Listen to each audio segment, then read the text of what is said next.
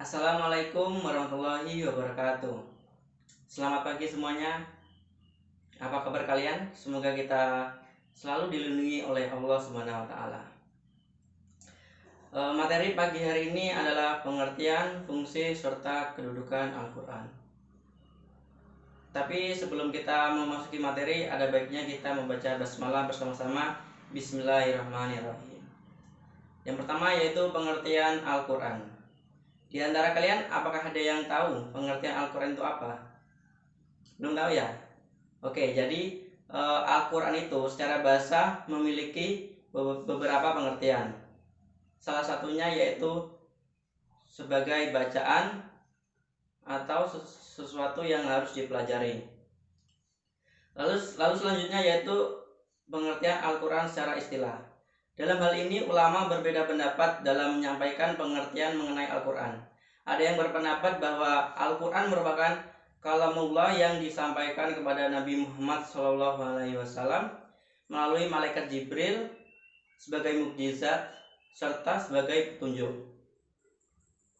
Ada juga yang berpendapat bahwa Al-Qur'an merupakan kalamullah yang diturunkan kepada Nabi Muhammad SAW yang diriwayatkan secara mutawatir serta membacanya bernilai ibadah. Dari pengertian di atas dapat disimpulkan bahwa Al-Qur'an memiliki unsur-unsur utama. Yang pertama yaitu kalamullah, yang kedua diturunkan kepada Nabi Muhammad SAW, yang ketiga melalui malaikat Jibril, yang keempat berbahasa Arab, yang kelima sebagai mukjizat Nabi Muhammad SAW, yang keenam sebagai petunjuk. Selanjutnya yaitu fungsi Al-Qur'an. Jadi Al-Qur'an ini memiliki beberapa fungsi. Yang pertama yaitu sebagai bukti kebenaran Nabi Muhammad SAW. Bukti ini dikemukakan dalam bentuk tantangan yang bersifat secara bertahap. Yang pertama yaitu menantang siapapun yang meragukan untuk membuat semacam Al-Qur'an secara menyeluruh. Yang kedua yaitu menantang siapapun untuk membuat 10 saja surat yang semisal Al-Qur'an. Yang ketiga yaitu menentang mereka yang meragukan untuk membuat satu surat saja yang semisal Al-Qur'an. Lalu yang terakhir yaitu menantang siapapun untuk membuat kurang lebih sama satu surat yang ada di Al-Qur'an. Fungsi selanjutnya yaitu sebagai petunjuk dan sumber informasi bagi manusia untuk menjalani kehidupan. Fungsi yang selanjutnya yaitu sebagai mukjizat Nabi Muhammad SAW untuk membuktikan kenabiannya serta kerasulannya, dan sebagai bukti bahwa Al-Qur'an merupakan ciptaan Allah bukan ciptaan Nabi.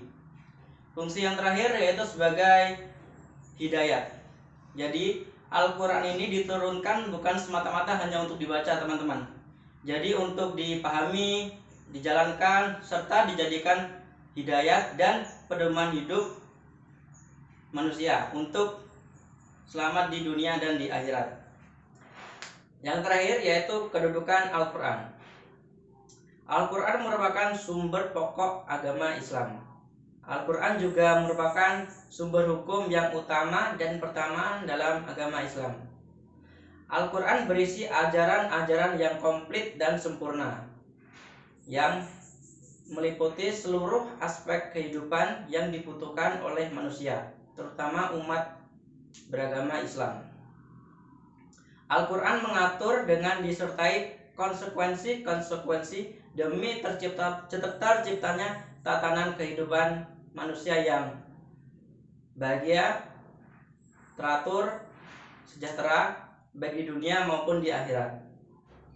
Agar manusia dapat mencapai kebahagiaan dan kesejahteraan dalam hidupnya, maka hendaklah selalu berpegang teguh pada prinsip dasar ajaran dan kaidah-kaidah hukum yang bersumber dari Al-Qur'an, yang seperti yang termuat dalam Quran surat Al-Imran ayat 103 yang artinya, dan berpegang teguhlah kamu semuanya dalam tali agama Allah, dan janganlah bercerai-berai. Baiklah, mungkin itu materi yang dapat saya sampaikan pada pagi hari ini. Apakah dari kalian ada yang mau bertanya? Tidak ada ya? Oke, baiklah kalau tidak ada, marilah kita tutup pembelajaran kita di pagi hari ini dengan membaca lafaz hamdalah bersama-sama. Alhamdulillahirabbil alamin. Mungkin begitu, kurang dan lebihnya saya mohon maaf. Wabillahi taufiq wal hidayah. Wassalamualaikum.